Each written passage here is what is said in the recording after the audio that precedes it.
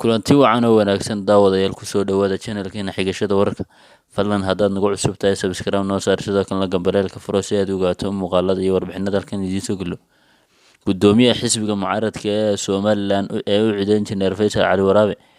oo weerisi siinayay laanta af Soomaaliga ee BBC-da ayaa waxa uu sheegay in madaxweynaha Jamhuuriyadda Somaliland Muuse Biixi Cabdi in uu caayay mar uu madaxtooyada ku sugnaa caagadna uu ku soo tuuray balse Engineer Faysal Cali Waraabe wuxuu ku sababeeyay in madaxweynaha Somaliland uu caagad ku soo tuuro isagoo ayaa inooga sharaxaya wuxuuna sheegay in madaxweynaha Somaliland uu hooyadii caayay caagadna uu ku tuuray mar ay madaxtooyada ku sugnaayeen wareysigan uu siiyay laanta af Soomaaliga BBC-da ayaa Faysal uu sheegay in uu dhacdadan ka qarinayay in uu bulshada la wadaago si aan qas iyo isku looga fogaado haddaba daawadayaal waxaad ku soo dhawaataan wareysiga uu Faysal Cali Waraabe uu siinayay BBC ee daawasho wacan maanta 13 kan shir ee maanta ma kaan sameynay waxna waramadee waqtigii waa dhamaaday maxaa qabateen intii muddada qabsateen madaxweyne waxaan qabanay ma jirto arinta way naga balaaratay waxaan idin qarinaa inaan magaranayay gudidaasi aanay gudi qaban karta ahayn marka laga eego xagga tayada iyo xagga experience-ka way aragnimada way daqaad go'aankina waan qaadanay laakiin sharci ma hayno الشرع النصية الشرع ما هي نمر كام حي كذا أنت معناه الشرع هو كذا جرى ما هي نقول ده ما حنا يعني ما كان عاوي سامكو عاوينا ده على طب غيره دي وحندي عقلي كده ما حنا نروح بجرتي ما دحين هذا هي أرنتي ويروح حتى أسئلة وحكى فرسمة سيده هو سميه وحيد ما دحين هو يجيسنا ما كانوا جيسمي halkaas uu istaagay madaxweyne Faruq taagay arintii go'aankii waan ogolay mana ogolay isku dhex jira way macnii oo ogolay afka laakiin ficlahan marka idinka waad ka timaadeen warbaahintan waad la hadasheen maxaa idinka idin xiga go'aan iyo talaabo wato waan ku isku noqonaynaa insha Allah taala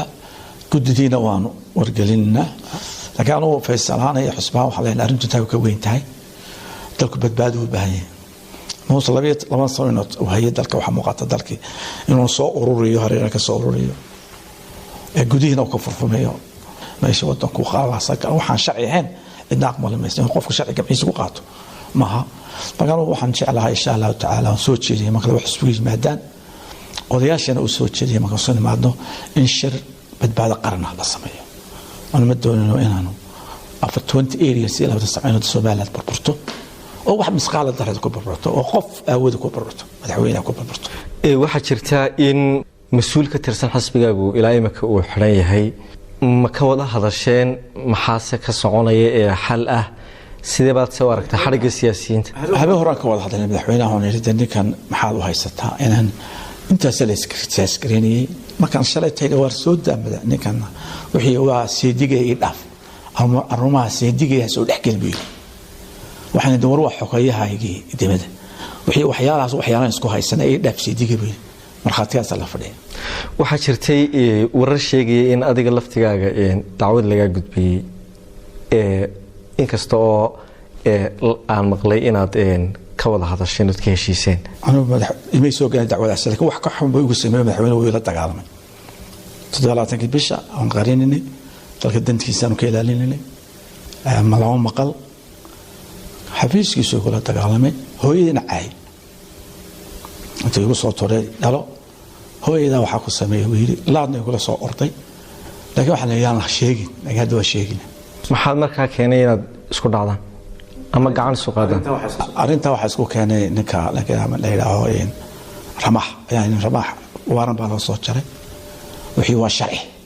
waxaan sharci ma hadii aynkaas noqoto dawladda inuu isdaafacnaa marka idinka waxa tihiin xisbiyadii mucaaridka ee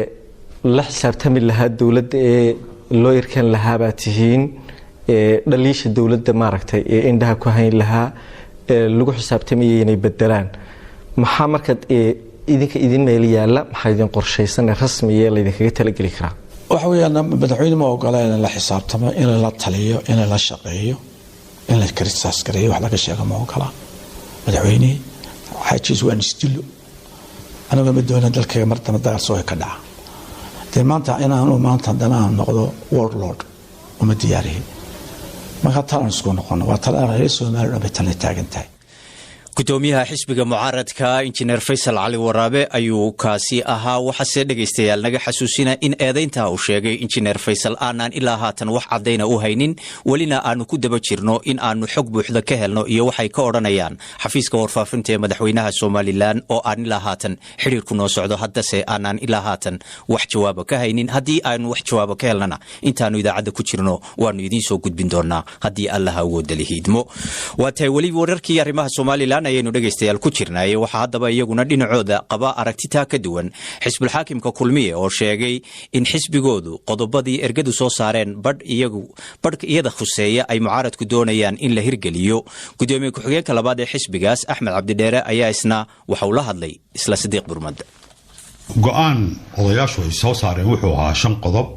2 qodob oo kamid ah ayuunbaa imika aynu ka hadlaynaa oo ah kuwa commissionkan cusub iyo commissionkii hore quseeya go'aankay soo saareenna wuxuu ahaa aanu qaadanay saddexdeed xusbi baanu qaadanay wuxuu ahaa markan labada qodob soo qaado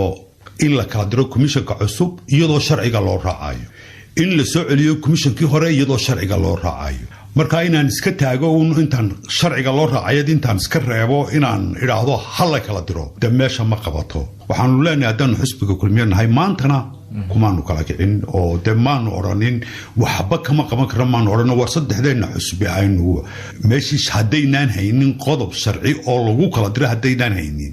aynu saddexdeena xusbi intaanu isla baxno wixii aqoonyahan ee kalena u yeerano had cidaynu u baahanayna kalena u yeerano aynu isla soo bahayno aynu sulx haday tahay sulx meeshii ka doon lahayn kaano dabadna madaxweynaha aynu kala soo noqonnaba ahayd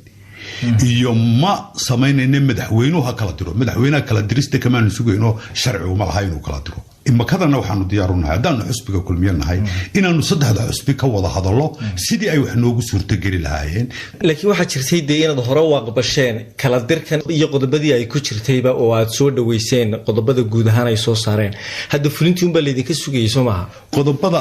aanu qaadanay waxay ahaayeen sidaan mar labaad haddana kuugu celiyo iyada oo sharciga loo raacayo laakiin dib sharciga u raacdaan idinkiiba xisbigii xukuumadda iyo xukuumaddiiba haba yaraatee sharcigii waxaanu ka weynay oo aan jirin qodob lagu kala diri karo ta ay ku soo ururtay waxa weeyaan xisbiyada mucaaradkina way ogyihiin ma hayna bay dhahayn sharcina uma lihidin inaa kala dirtaan marka macnaheedu waxa weeye qodobkii ay soo jeediyeen odayaashii hawsha galay la aqbalay sharci baa loo waayay marka iyagii maxaad ugu noqon weydiinoo ergooy wixii aad noo keenteen sharci uma hayno aad oran weydeen sheekadii waxay ku soo ururtay sulx aynu gallo sharci uma hayno qof oranayo reer Soomaaliland oo joogo sharciyada yaqaan oo oranaya sharcigaas lagu kala diri karaa ma jiro horena uma dhicin hore waxa uu dhacday commission la kala diray oo is qabsaday commissionkanu shaqo ma qaban waxa lagu kala diro oo maanta la yiraahdo waxaas lagu kala diraya ma taalo ismay casilin waxa lagu qanciyay commissionka hore markay 3 jeer is qabsadeen inay is casilaan baa lagu qanciyay sharci lagu kala diro madaxweynaha horena muu kala dirin madaxweynahan maantuna ma kala diri karo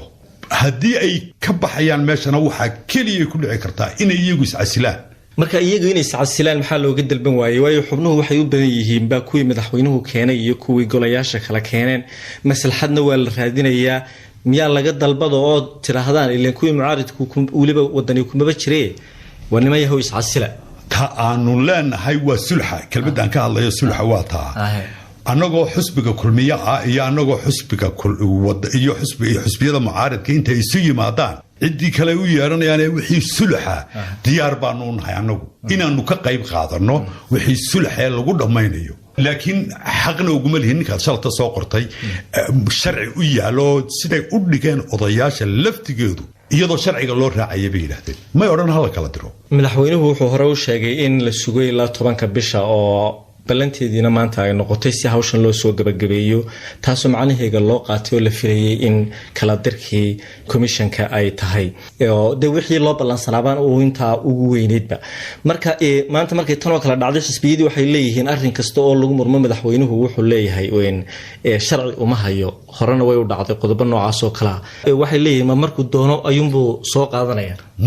mar walba madaxweynuhu wuxuu u dhaartay inuu ilaaliyo sharciga waanu ku saxsan yahay inuu yiraahdo sharci ma u haysaan hal qodob hadduu hayana intan bay may soo qaadateen iyagu hadday hayaanna ha keenaan. gudoomiye ku-xigeenka labaad ee xisbiga kulmiye Axmed Cabdi Dheere ayuu kaasi ahaa waxa uu warramay